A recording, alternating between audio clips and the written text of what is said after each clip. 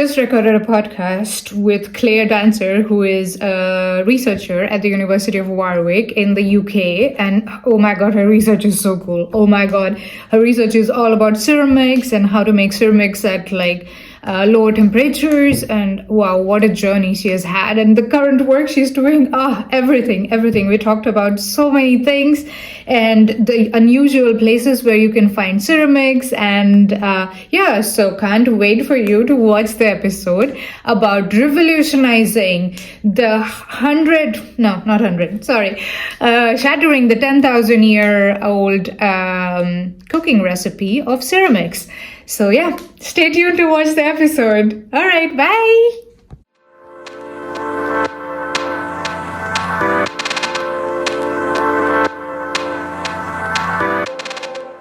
Hi everyone, I am Pranoti, your host of Under the Microscope podcast, and today we have with us Claire Dancer, who is a reader at University of Warwick, which is in the middle of England. Hi Claire, welcome to Under the Microscope. How are you?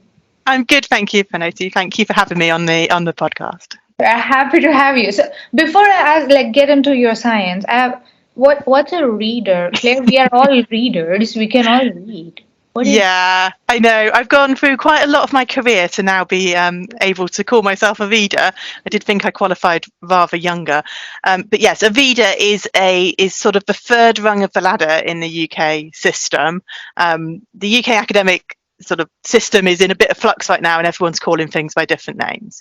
We always used to have lecturer as your first academic post, then senior lecturer, then reader, and then professor. So reader is kind of sub-professor. We don't actually call them that anymore. Even in my university, we have assistant professor, associate professor, then reader, and then professor.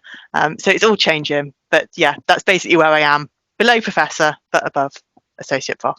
Okay, but then if it is like associate professor, and then your end goal is like a full professor, why is there still a reader? That doesn't make any sense to me. Welcome to universities in the UK. It's just it's a historical thing, and a lot of universities getting rid of it, even in the UK. So in Cambridge, for example, that this rank is now junior professor. So it's sort of that idea that you're going up, but it comes from the fact that we used to always have a single professor in a department, and that changed about 15 years ago, and there were lots more professors, but it always used to be there was one professor, they were the head of department, and that was it.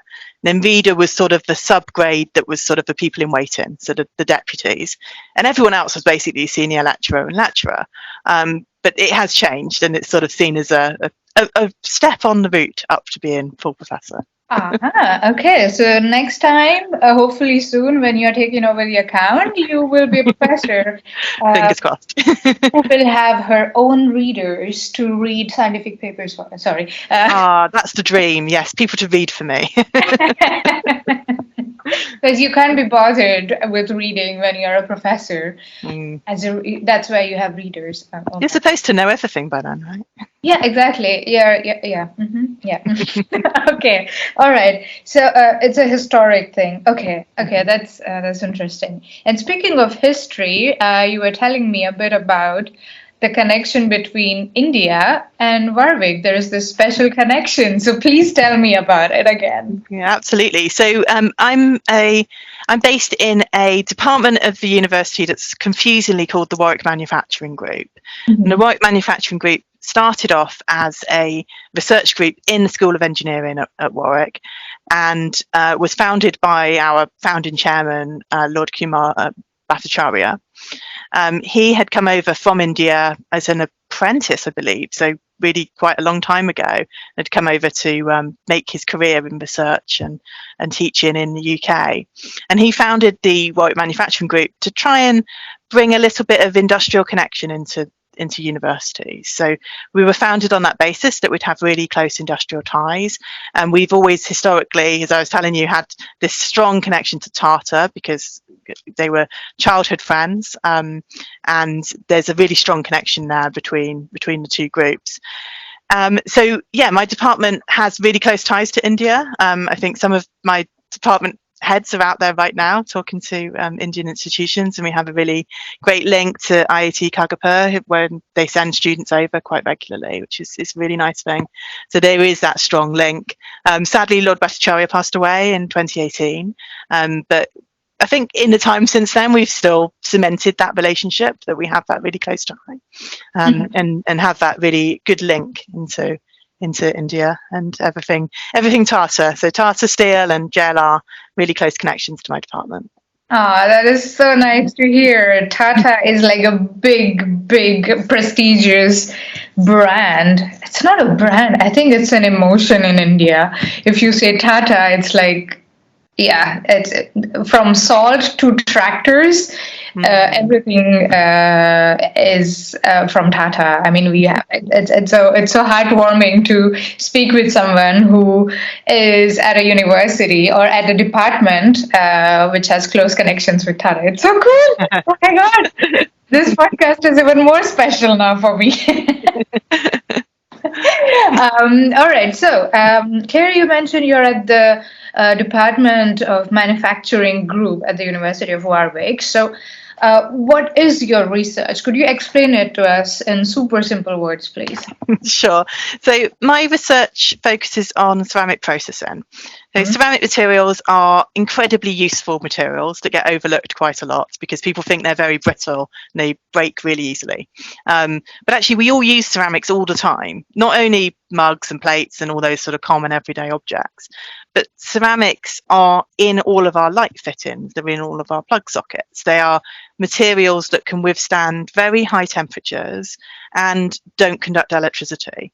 And metals and polymers don't do that. You can't substitute in for ceramics. If you need a ceramic, you always need it. So that's why I was sort of interested in ceramics historically. But the challenge with a ceramic material is absolutely how do you process it? Traditional ceramic processing, you have to take up the material, you make the material from a powder. So you make, say, a pellet or a little shape that you're gonna then fire. You put it into a furnace. You take that furnace way above 1,000 degrees. So we're heating something like aluminium oxide. We're probably going up to 1,600 degrees for a day. Not a day at temperature, but up and down. And the furnace takes time to go up and down. And then we end up with our nice dense ceramic. It's been densified by solid state diffusion, so it needs a lot of energy to do that, to move the pieces around. And then we have something really robust that we can use. But that's a huge energy consumption in that process. We're going up to high temperatures. We're doing it for a long time. We're heating a lot of space around the material, not just the material itself. And so in the last sort of 10 to 20 years, a lot of processes have emerged, and people are looking at how do we bring these temperatures down? How do we reduce the energy that's needed in ceramic processing? Because if we don't, we can't, the ceramics industry can't hit their emissions targets. The cost is going to continue to be absolutely huge, and ceramics won't be able to be used. So within my group, I sort of think of us as tackling two main challenges. And the first one is around energy use in the ceramic industry, energy use in making ceramic parts. Because we know 90% of the energy in the lifetime of a ceramic is used in manufacturing it. So there's a big win there. If you can reduce the temperature, the energy, the time, there's a big win. And we also know from research that was done that while we can do things like pay ceramic manufacturers to change their gas kilns that are often sort of 40 years old, very long-standing technology that keeps working for a very long time, we can pay them to change those to electricity. And then they can run on renewables, and that's great, but it doesn't actually solve the problem. It doesn't bring the energy use down enough. So from a research perspective, working on low energy, next generation ceramic processing technologies has a real win from an energy perspective. And there's another thing that we work on, which comes from sort of history of my interests and what I'm kind of interested in personally, which is that often people resist using ceramics in devices because they can't process them to full density. If you're making a solid state battery, you have layers of material all joined together. You've got a metal current collector, you've got electrodes, which are probably made of some kind of pseudo ceramic, but doesn't need to be fully dense, so it's probably okay. You have polymer separators and binders.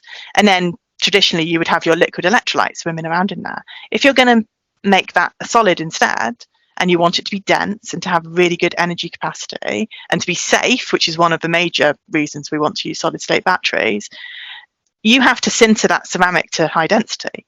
And the sintering temperatures of those ceramics, they're no different to the other ceramics above 1,000 degrees. You take a piece of aluminium current collector up to 1,000 degrees and you don't have your current collector anymore. Your polymer is long gone. So you can't do it. And people resist doing it. And they do things like they'll stick the ceramic together with polymer and make a sort of sticky goo. But then you don't get the properties that you really wanted from using the ceramic, and it starts to be questionable, is it worth it? So one of the other major challenges we have is to think about, can we find methods by which we can densify ceramics, get those high temperature properties, the really dense ceramic parts, but do it all at much lower temperatures. So we've been pushing our temperatures down and down as far as we can go with a couple of different methods. But they drive the temperature down below the melting temperatures of metals, and some of them drive the temperature down below the melting temperature of the polymer as well. So it's a really there's really compelling reasons to work on this research. And yeah, we have a whole toolbox of things to bring to the table to try and apply to lots of different applications. Oh, that sounds so cool. Oh my God. I don't think we've had many, at least I don't recall learning in these 5 or 10 minutes that we are talking. I've learned more about ceramics than I did over the course of, let's say, last 10 years. So thank you very much for that. This is so fascinating, the world of ceramics. My personal mission to educate people. There's not many of us around. Yeah, definitely. And you also mentioned that ceramics, so when you say ceramics, you're absolutely right. The first things that come to my mind is my coffee mug or my plate, or I don't know, you mentioned in the sockets, the electricity sockets, we have ceramics. So what are the most unusual or the wildest places where we can find ceramics that we don't even know, in day-to-day life, for example? Oh, that's a really interesting question. There's loads of them. And actually, when I teach ceramics, I teach it from applications. So we teach all the properties of ceramics, but from an application basis. So I'll take you through a few of them. So the most exciting one to many people is ceramic armor. People don't think you can make armor out of a ceramic because it'll just break, right? It breaks so easily.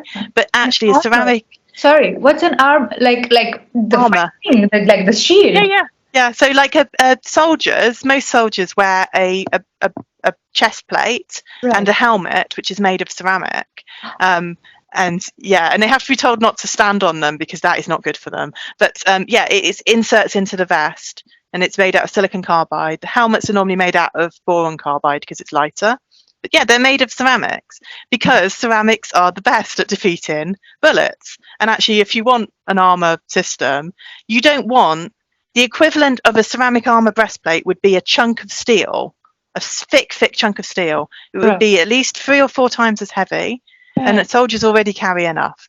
They need something light and effective. And why does ceramics work as armor? Because ceramics are harder than the bullets that are coming in. So in that dynamic moment when a ceramic is hit by a bullet, it dissipates the energy and it either wears the bullet away, because if it's in a metal casing particularly, essentially you've got a friction action and it wears it away, or they take all the energy and absorb it and the bullet just falls away. So you're either destroying it or you're taking the energy out, one way or another. And they're normally put into systems. So the ceramic part is called a disruptor. So it's the thing that sort of defeats the threat. There's also absorber layers, which are things like Kevlar and polymer, which absorb the energy more effectively. But yeah, they are very, very effective as armor. So all tanks have ceramic armor all over them. It's a really big area. Oh my God. But it's not something people expect because ceramics break really easily, but they don't break really easily in certain situations. Ceramics are incredibly strong under compression. And whenever people tell me ceramics are weak, I say, what's your house built of? Your house is built of ceramics. No. Your house is bricks of ceramics. No way. I really am teaching you something. Well, bricks are all ceramics, and why is the story of the Three Little Pigs? My kids love the story of the Three Little Pigs. Why do we end up with a ceramic building, not one made of sticks and not one made of straw? Because the bricks are really, really strong when they're in compression. Now you take a piece of ceramic and you try and bend it like this. Yeah, it's going to break. It's going to break. You try and stretch it, it's going to break. You put it under compression, no, it's fine. It's happy. It's absolutely fine. Because the way that a ceramic breaks is you form a microscopic flaw, a little bit of porosity, a tiny little bit of crack opening, a little defect in the structure, and the flaw comes from there. But it has to be pulled open. You have to pull it open somehow. So if you don't have any tension in your system, it's really, really strong, and they're really durable, and they'll outlast us. So yeah, I love that I've shocked you. Oh my God, you're absolutely right. Yeah, bricks. Oh my God. Oh my God. Yeah, ceramics are not brittle.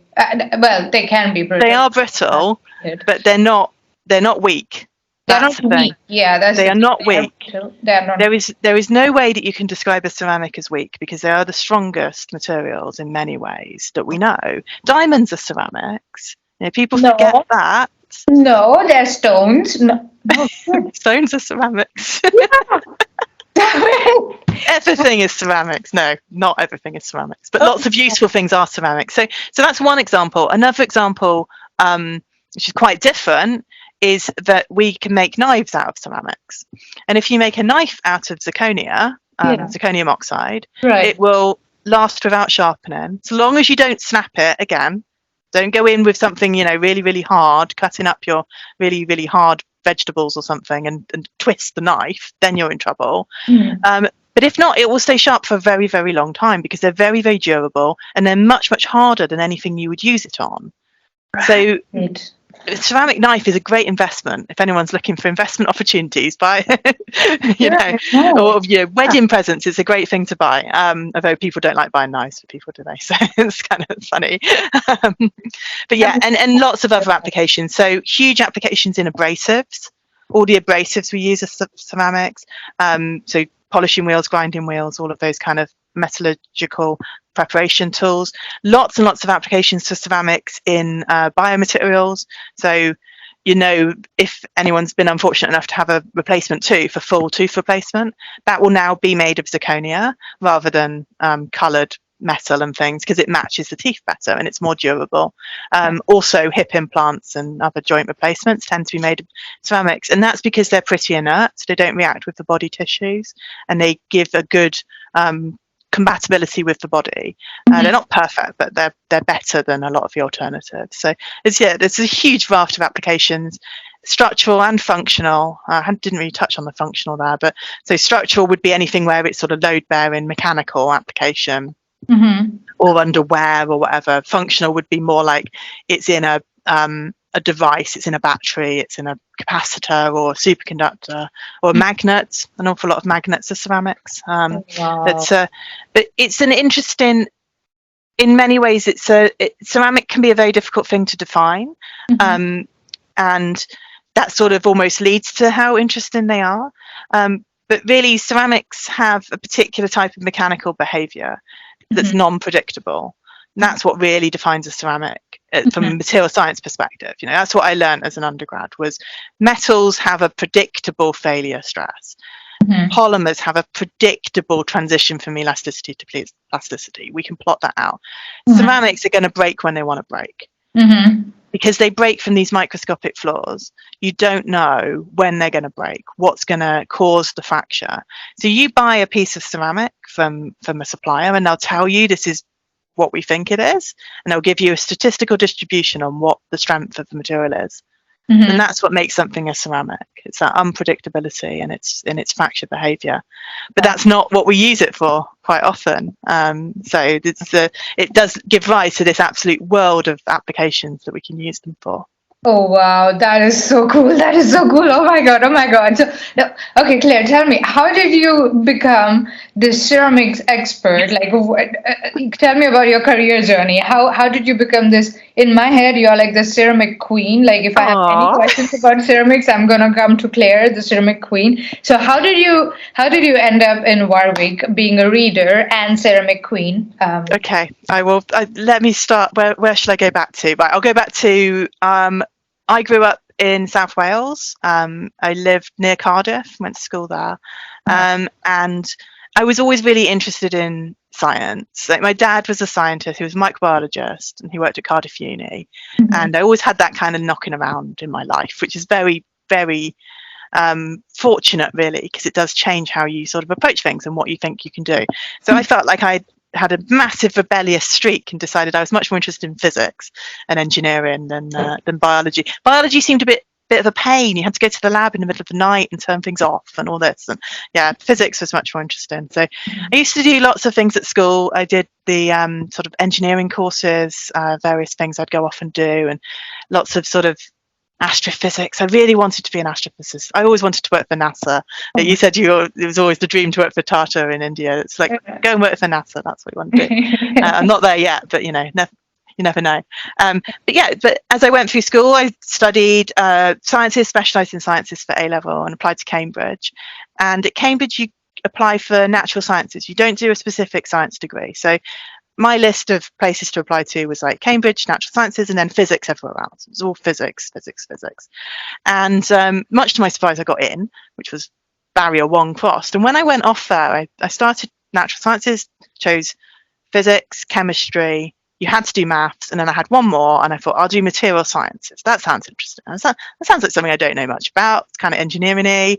I'd had two minds about doing engineering or physics, and it took me about 4 weeks. Terms at Cambridge are 8 weeks. Halfway through, I was like, no, I want to do materials. Materials is much more interesting, and I think actually, the truth of it was the bits I found interesting in A-level physics. It was things like Hooke's law and Young's modulus and deformation of materials. But that was all physics at school. So I would never have known about material science. If I hadn't gone to Cambridge, I would have gone to another university and done physics and probably wouldn't be here. So that's the first sort of compelling thing. So after that, I could specialise in materials for most of the time. I think second year I did material science. I did mineral sciences, which was basically crystallography, which was quite an interesting thing that they still offered then. I don't know that they do now. And I did fluid mechanics because I thought, okay, well, I'll know about the solids and then I'll know about the fluids. That seems like a good balance. And then I specialised in material science for the last 2 years.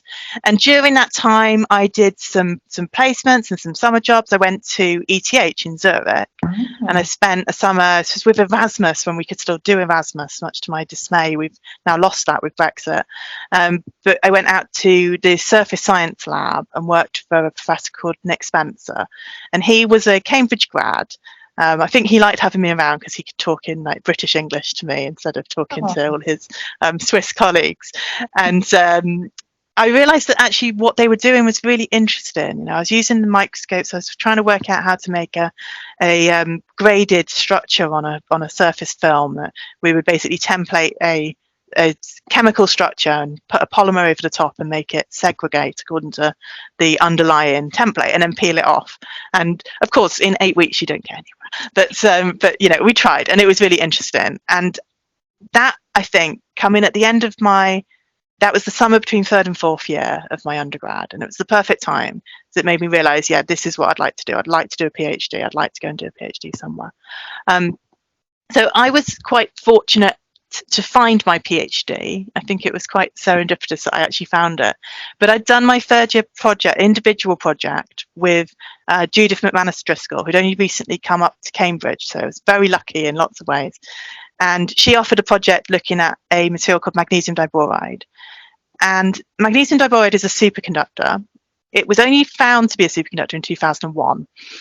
And compared to most superconductors, anyone who's looked at a chemical structure for a superconductor that's a high temperature modern one, it's 4 or 5 elements. It's non-stoichiometric. It's this very specific composition that you have to get just right.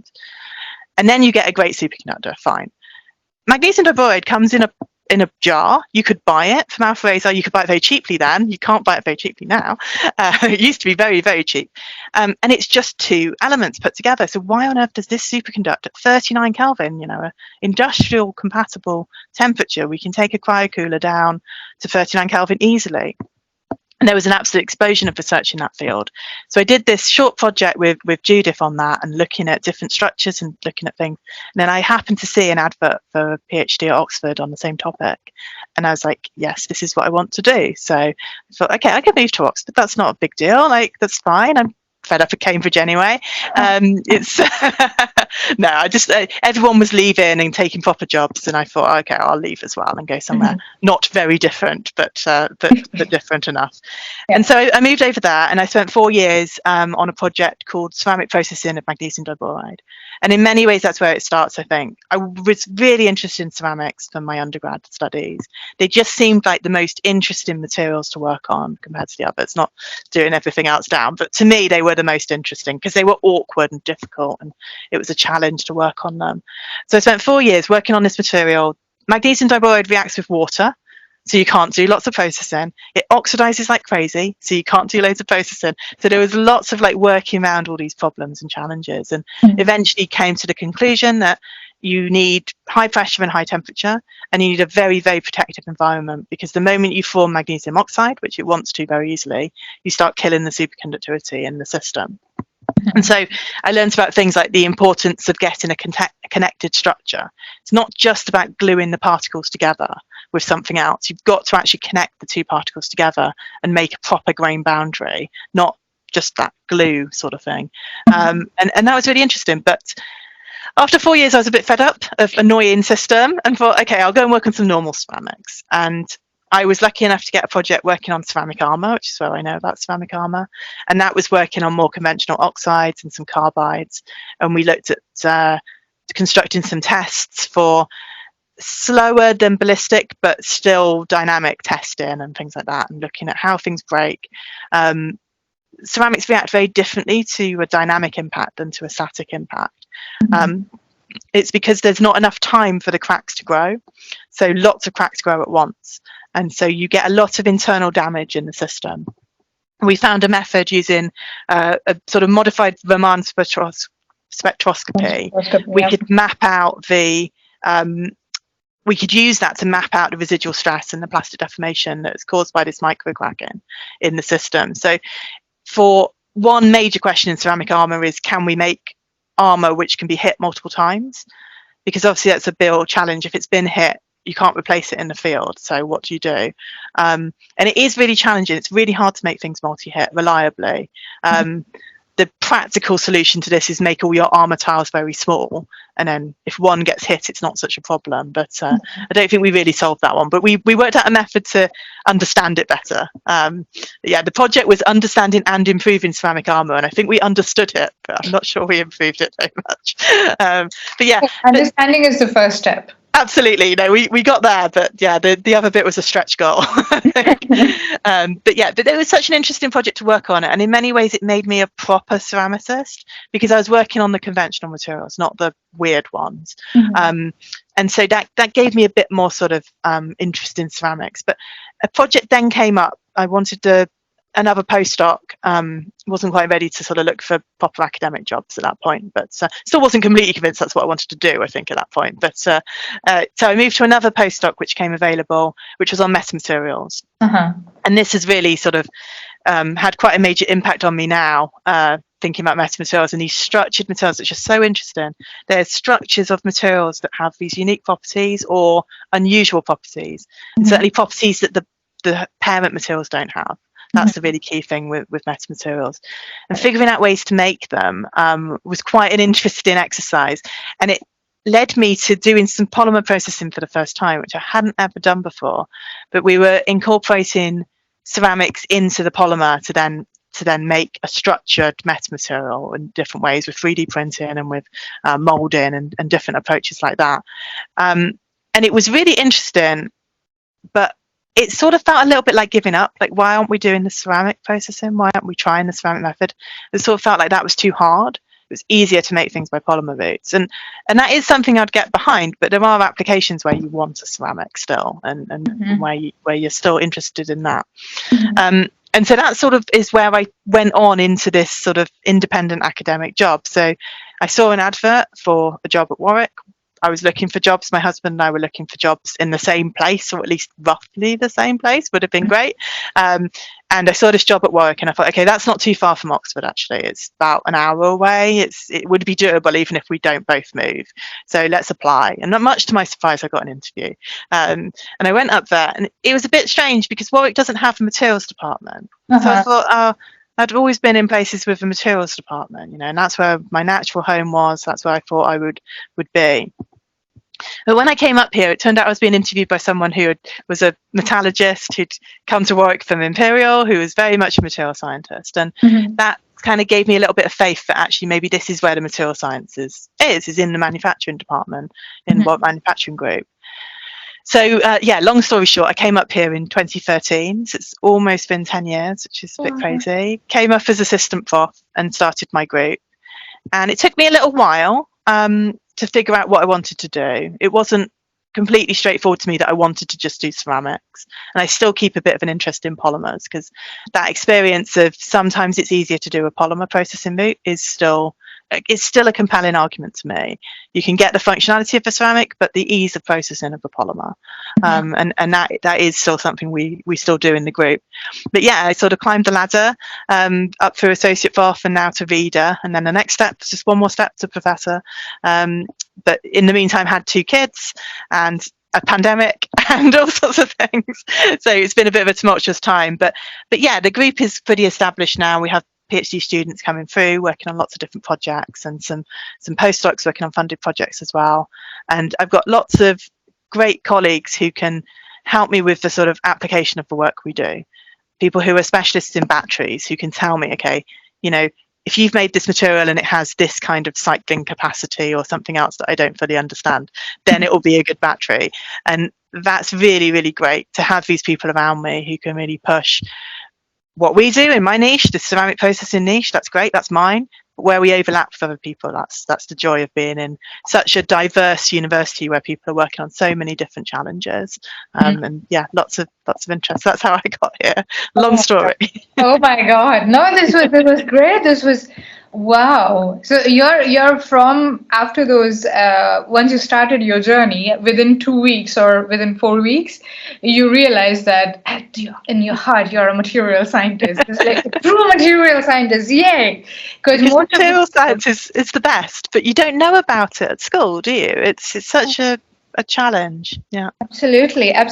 When I started my undergrad in 2008 in India, we didn't have a material science department. It was called metallurgical and material science engineering. Yeah. And back then, whenever I would tell people that, yeah, I'm doing my undergrad in metallurgical and material science engineering, they would just ignore the material science part and just focus on metallurgy. And even the metallurgy part, they would be like, oh, so you're working with metros. Is it metro cities?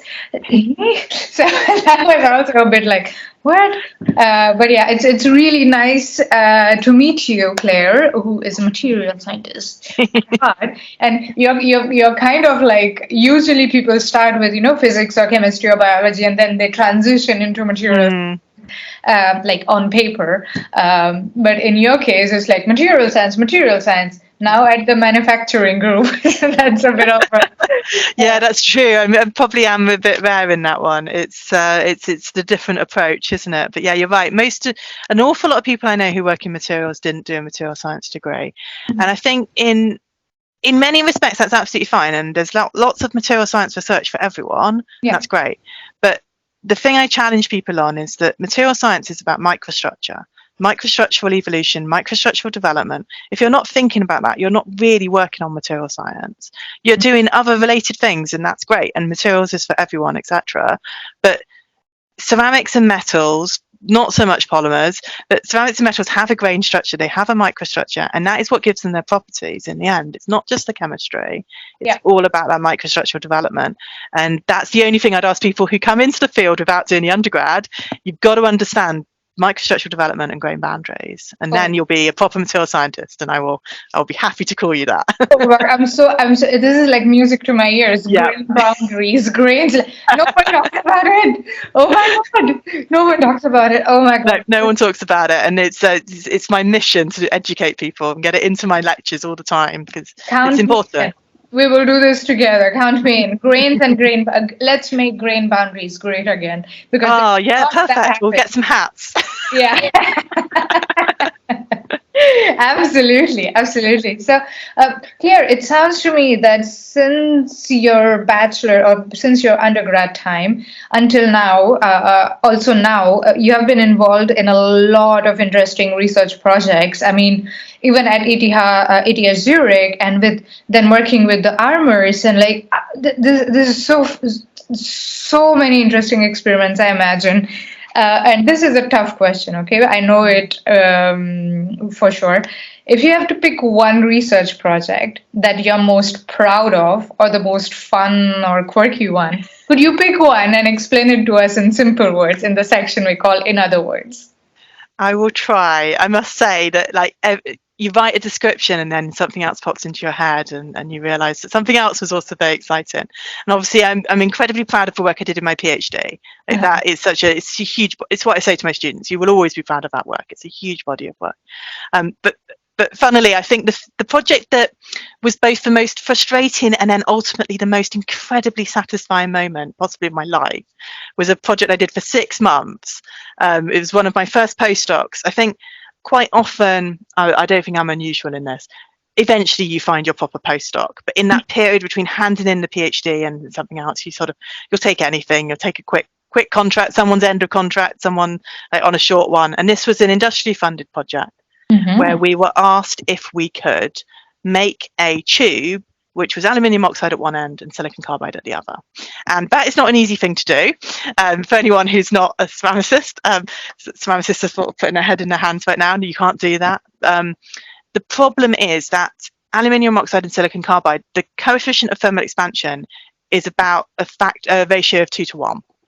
So you can make this thing, and at high temperature, you'll have a tube and it'll be all straight-sided and exactly what you want. Then you cool it down and your straight-sided cube will go like that. And likely it'll just go because it's too much. There's too much stress in that system mechanically. And having a great big hole down the middle is not actually helping anything, because that just changes the stress state and makes it even more complicated because now you have 2 free surfaces, not just one. So it's a complicated thing to make. You can't just literally take a piece of silicon carbide and join it to a piece of aluminium oxide. You have to be more clever than that. So there were 2 ways we tackled this. One was to change that residual stress. How can we change the residual stress? Well, you can look at the residual stress that's due to having aluminium oxide and silicon carbide. You can do a rough calculation that's like a rule of mixtures. So you say there's this contribution to the residual stress from the alumina and there's this contribution from the silicon carbide. If we do a sort of 90-10 and 80-20 and 70-30, etc., we'll gradually change that. And that's one method that works. It took a while to make that work. We made it work in a solid piece. And then we started thinking about how do we make this in a tube. So that wasn't too bad. It took a bit of a while to work out. We needed 19 layers, I think, in the end, which is quite a lot of compositions. And it means running through that processing cycle. Processing a unique composition of ceramic takes 3 days. So you've got to mill it, you've got to dry it, and then you've got to actually process it into the part you want. So it's a lot of time. So then we tackled how do we make the hole down the middle? And we were using a process called hot pressing, which is where you put the powders into a graphite mold and you press them while you heat them up. For silicon carbide, conventional sintering temperature silicon carbide is over 2000 degrees.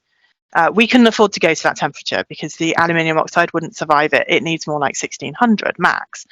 So we needed to find a way to compromise, and the compromise route was to try add in a different addition into the system. So we added in some different additives which would bring the temperature down and help with that. So that was all working fine. The hole down the middle was an issue because the problem is when you can construct a die which makes you a nice little ring and you put a sort of insert in the middle. And hot pressing to some extent relies on the fact that as you cool the sample down, it starts off the same size as the mold, put my fingers properly, and then it shrinks off, and then you can pop it out of the die because there's a tiny bit of space and you can just slide it away. When you've got something down the middle, it moves away from the outer wall, but it clamps onto the inner wall. So what do? Well, I tell you what you do. You keep going back to the hot press and taking out samples that you then can't get off the central core. And you scream in frustration and occasionally go off for a drink because you're just so annoyed with this whole thing. Right. But eventually, with some lateral thinking, some real careful thinking about the processing, we found a supplier who could give us some inner cores for this mold, which would shrink more. And that was critical. So we got an inner section of the graphite mold, which would shrink away from the ring, and it would take out. And I will tell you, the first time I took this thing out of the hot press was just about the best moment of my life. It was, I had months and months and months of broken samples. And broken ceramic samples are the saddest thing in the world. It's just like, oh, I did all that work, all of those days of processing, days and days and days of processing, broken. But you're learning all the time, and you've got to be persistent with those things. You've got to be a bit resilient and keep your eyes on the main goal. What is it that's causing this problem? You know, it's the central part. How do we get around that? There's ways, there's engineering methods, there's materials methods. And so we made this thing. And I remember I gave it to the industrial supervisor, the industrial contact. He was so pleased with it. And he took it to a meeting apparently and rolled it down the table at someone. And his thing was robust, it held together, and we'd done it. And that was just such a satisfying moment. I don't think anything will ever top that, actually, because it was such a project where I was working, just me and my supervisor most of the time. We were working together. There were lots of problems, lots of frustrations, but to have that satisfactory outcome was so valuable. And there's a lot of lessons from that project that I take on in sort of future work. So quite a lot of the metal materials work I do now comes from that grading, from that structuring that we did in that completely different application. This was making a tube for high temperature oil and gas handling. It wasn't actually anything to do with metal materials at all, but the processing is very, very similar.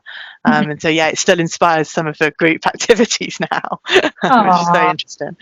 Oh, that is so cool. Congratulations on making it work. And it was a long time ago, but yes, I still smile when I think about it. Oh my God, this is like, I mean, I know this question is difficult because there are so many projects that you're proud of, but there is always that one that sticks, like, the frustration, and then as you described it, the first time it works, it's like the best thing in the world. Nothing can top that, and it's so amazing. Wow, it's so amazing. Yeah, because if the coefficient of expansion is different, like 2:1, then it's like the worst thing, and you want. Yeah. Okay. Wow. Oh my God, that's so cool. Oh my God, that's so awesome. So you mentioned that ceramics are like silicon carbide is at what 1,000 or more degrees, 2,000 degrees Celsius, and then and aluminium oxide is of course way lower than that. It will just melt at that temperature. So probably won't melt, but you'd end up with an enormous grain size. That's the problem. So you'd be looking at sort of 2,500 for it to melt. But the grain size, the grain growth is very, very problematic. And then you'd end up with a very weak alumina component. That's the problem. Yeah. Right, because grain boundaries are where the dislocations can stop or build up. Kind of. Well, there are the cracks. We're going to get into very advanced ceramics now. But yes, not so many dislocations in ceramics conventionally. Right. But they are there, but they don't always act to cause failure as they do in metals.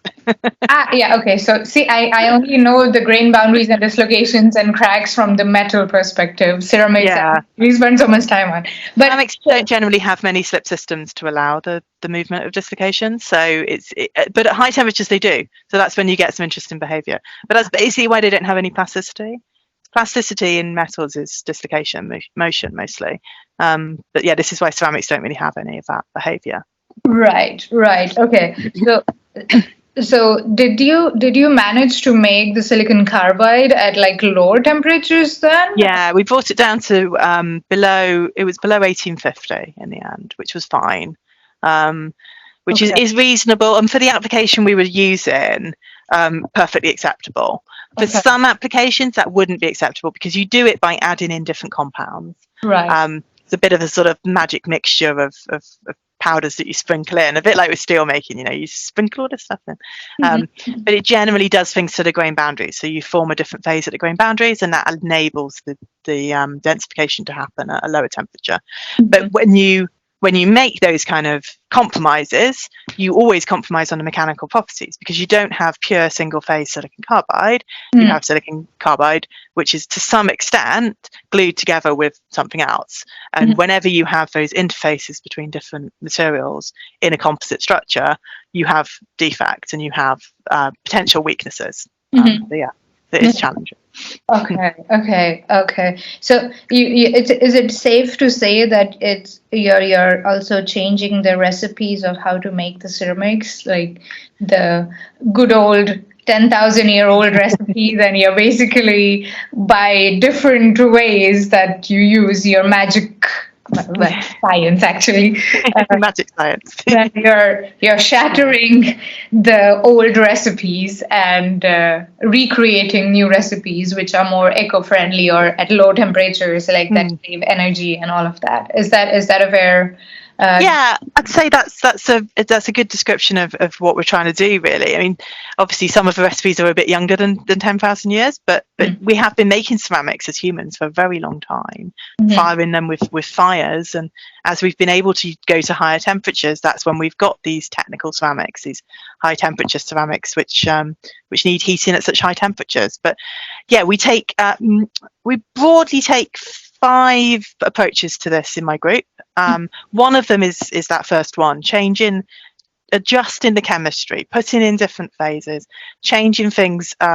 So you're still doing basically the same process, but you can bring the temperature down a bit, but not dramatically, but a bit, which might just enable something else to happen.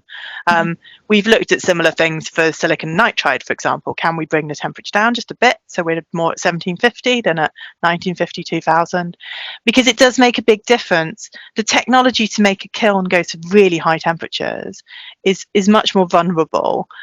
You're taking, if you want to heat something up to such a high temperature, you are putting that material, the element that's doing the heating, through some really high thermal stresses. You're using a lot of energy to do that. You often have to do it extremely slowly. So any reduction you can get in the temperature can be really good. So that's sort of the first method we use. We have a couple of sort of next generation technologies, we call them, because they are new, sort of emerged in the last 20 years, that we look at. One of them is called flash sintering, and it's called that because it happens in a flash. And often you get a flash of light when it happens, because there's a huge energy discharge. For flash sintering, we connect electrodes to the ceramic, and we put electric field through the ceramic material while we heat it to a more modest temperature than normal. And what this does is it focuses all the energy into the sample. So instead of heating up huge amounts of space and having to deal with a lot of thermal conductivity issues, we put all the energy straight in. And as you go to slightly higher temperature, you can't do it strictly at room temperature. You have to put some energy in. You adjust the ionic conductivity of the material. That enables more densification to happen, because you get more diffusion of the solid state materials. So internally in these flash sintered samples, the temperature is extremely high. We've melted samples this way, so you know the temperature is incredibly high. If you can melt a piece of ceramic, you must be above 2000 locally. But we're only heating the furnace to 700, 900, maybe 1000, but it's much lower than we'd normally use. And that's a really compelling way to sinter a ceramic material. We have found it quite challenging though. The ionic conductivity has to be high enough, so you can't do it with every material. We're looking at ways that we can use additive approaches to bring those temperatures down. So if we put the right additive on the particle surface, can we bring those temperatures down for materials that don't really want to flash sinter in the same kind of way? So that work we do a lot with a company here in the UK called Lucidian, who have really nice scalable technologies for doing these flash sintering methods, and we work together closely with them. The second method we use, that's sort of a new technology, is called cold sintering, and this was invented by Clive Vandal in Penn State in the last 10 years, I'd say. This is really modern and up to date for ceramics. Cold sintering takes a different approach and is very useful for functional applications where you don't need the full density. But basically in cold sintering, you fuse all the particles together. You don't really densify in the same way, but you put a small amount of some kind of liquid, water if you can manage, a solvent if not, into your ceramic powder. You're not really making a slurry. It's not like this sort of very dilute, it's not slip casting, it's not really wet. It's just a small amount of liquid. And you put the whole thing under pressure, and you take it to a small temperature, somewhere between, say, probably between 100 and 300. It's that kind of processing window. And you put this thing under pressure, and what happens is a small amount of the material on the surface of the particles dissolves into the liquid. That is then in a liquid state, and instead of doing solid state diffusion, which needs a lot of energy, you're in a liquid state. Liquid phase diffusion, things can move around. That also lubricates the particles to rearrange into the best positions. And you end up, once you've done this, with a microstructure that basically looks like almost like a geological sample. You've got your particles all arranged in the best way, and between them is a sort of amorphous gloop of material that was dissolved and then reprecipitated when you reversed the processing conditions. And for some applications, absolutely not. It will break. It's ceramic armor. No way are we using those materials. But for something like a battery, actually the density is fine. It's not fully dense, but it's okay. We can cope with that amorphous material. We can actually use it to do some interesting things. And we've done some very interesting things in my group with putting things into that amorphous mixture to help with the electrochemical properties. And we can do it all at low temperature. And that's the real winner in the end. So we get rid of all these processing compatibility problems with this process. The challenging part at the moment is it does need pressure. And processes that need pressure are hard. To set up, to scale up, to move onwards from. We don't want to be making individual batteries, one at a time, coin cell. We want to be making a pouch cell on a line. So that's the challenge right now. Is so how do we take this idea, this thing that we know works, and make it into a useful industrial process? The other methods we use in my group aren't so, well, they're a bit different, I suppose. One of them is basically give up and use a polymer. And that, as I said before, has been extremely successful at times. And we've made some really interesting materials with polymer approaches. And then the third one is really to try and reduce the number of processing steps involved in making a sample. So this is where I sort of circle back to the grading. So instead of making lots of individual pieces and having to then fuse them together, we do it all in one processing step, and we put that all together. So it's sort of a combination of all the other technologies. And that's how we pull it together. So it's sort of 5 categories of quite broad categories of approaches, but all the work kind of fits under those areas. And that's how we tackle these problems. Okay, wow, thank you for sharing your recipe or your tricks with us. You didn't get all of them. Thank you for giving us a glimpse into the recipe. That is so cool. So Claire, it's clear to me. Claire, it's clear. That you really love the research aspect of being a scientist or being a reader now. What else do you like about being a scientist other than the research itself? What else? Yeah, this is an interesting one because there's lots of things actually. It's an amazing privilege to get to do this job, to get to learn things, to get to explore my own interests, to build something that is really focused around me and what I'm interested in. But I think the thing that's most compelling to me about being a scientist, especially being a material scientist, and the thing I notice in myself compared to other people, is you understand why things are the way they are. And I think there's a huge power in that in your everyday life in the world. If you understand why is something made out of a particular thing, why does that have that particular appearance or that particular property, or even why did that break? These are really interesting things to understand, and I think that's the really best thing for me about being a material scientist is understanding the world, really understanding why things are the way they are. Being able to explain it to my kids when it's why is it like this, that's what I really, really love about my job and about what I've chosen to do. So understanding really the why, that is really cool. Yes, definitely. It also sounds to me, Claire, that your research experience has been wonderful so far. I mean, of course, on the surface, from what I know.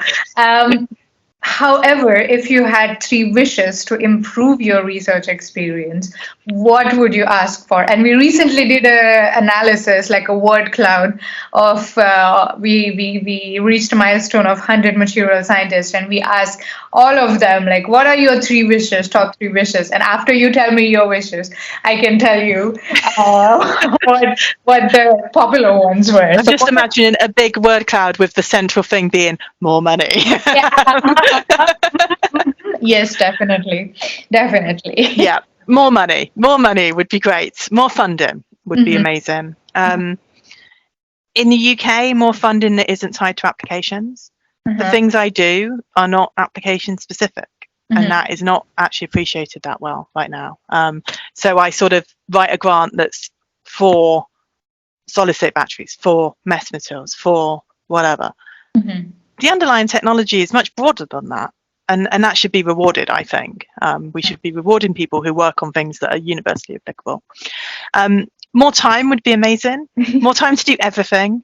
There's a sort of trend as you go more senior to do less teaching and to take on fewer students and to take on more admin roles. But I like doing all of my job and I don't want to give up any of it. Mhm. But the time is so precious and it's so difficult. Yeah, that's a real challenge. And then the other one I would say is, and this is a little bit of a jokey one, but I really wish people would stop telling me interesting things, because every time someone tells me something interesting, I want to do a new project on it. And I am that little magpie who's going after the shiny new thing. And it would be really nice if people could just give up asking me to do new stuff. But I'm absolutely joking about that because I love new things. Mhm. And really, the challenge is just finding the time to close off the old stuff. The Mhm. pandemic's been so hard. It's been really tough for my students. It's been really tough for me as well. There is a huge amount of stuff that we need to publish and we need to get out there. But finding the time when there's so many other things coming up, it's really, really hard. So yeah, it's sort of that combination of things is what I really need. Mhm. So more money, more time, and I think the second and the third, or rather, all three wishes of yours are kind of connected. And Yeah, I think that's probably right. Just more time and more bandwidth to do things that are really interesting. And yeah, yeah, definitely bursting with ideas. You are. Uh, that maybe is just the nature of this opportunity though. Like I think I said to you, mid-career is a really great place to be. I'm mid-career right now, and it's you're not senior enough to get asked to do the really like scary important admin business stuff of the university, but you've got past that, like, how do I get my first grant, how do I get my first student thing. So you're in this really happy place where you can do anything but you can't do everything. And I want to do everything. you can do anything, but you can't do everything. That should be a T-shirt, I feel. Well, that's the second business idea we've had. Exactly. Well, speaking of bursting with creative ideas, um, that's awesome. That's really cool. I really hope all three wishes of yours do materialize in one way or the other. Material science materialize. Ha ha ha. Not making puns on this very serious science podcast at all. Never happens. Right, This has been wonderful getting to know you. So, and I can't wait for our followers to know more about your research, more about you, more about Warwick, more about the connection between Warwick and Tata, and everything. So, what can the followers expect in the week that you are taking over the Real Scientist Nano Twitter account? It's going to be a very exciting week. I actually specifically asked for this week because that I've ended up with. Because it happens to be a week where I think I'm doing every part of my job, and that's not normal for like a given week. You know, it's a particularly intense week. But I will be talking about background and where I sort of came from, talking about our research, especially going through sort of how you conventionally process a ceramic and how we do it with these new technologies, and talking about some of the applications, so batteries and metamaterials. But alongside that, you're all going to come along for a ride with me as I do teaching. I have a ceramics lecture to teach on the first day. It's the last week of term, so I'm seeing all my tutees. They all come along and have a chat to me about how the term's gone, and we exchange Christmas wishes, of course, because it's the last week of term. Project students who are will be then halfway through their project. So hopefully we might even have some results to have a quick sneak preview of. And then towards the end of the week, I'm involved in a UK initiative called the UK Metamaterials Network, and the co-investigator is like the deputy person. And on the Friday, we are running an outreach showcase. So I will take everyone around the exhibits and we will have a look at some real life metamaterials. I know people had a preview of that with the last person, but we'll have some more. And you'll get to visit the advisory board meeting. That might be a little bit confidential, but we will go along to the advisory board meeting together, where our advisory board, who are amazing and give us some great advice, will be helping us with what do we do with our network. We've got a community of over 600 people in the UK, which we've built up in the last 18 months, and a lot of really dedicated people who really believe in metamaterials and what we can do with them. So we've got to capitalise on that and build something for the future. So yeah, you're going to come on a ride with me around all those bits of my job, and hopefully it won't be too hectic. Oh my Then God. I'm having the weekend off. I will be posting pictures from the park. That sounds amazing. Oh my God. Definitely action-packed week. And wow, that's a very, very, very full week, and can't Yeah, wait. it is not always like this. I will emphasize. It's normally a little bit less hectic. Okay. Well, we can't wait to join you for your week of lots of things that you're doing. Thank you very much, Claire, for speaking with me. This has been wonderful, and can't wait to have you on Real Scientist Nano account. Thank you so much.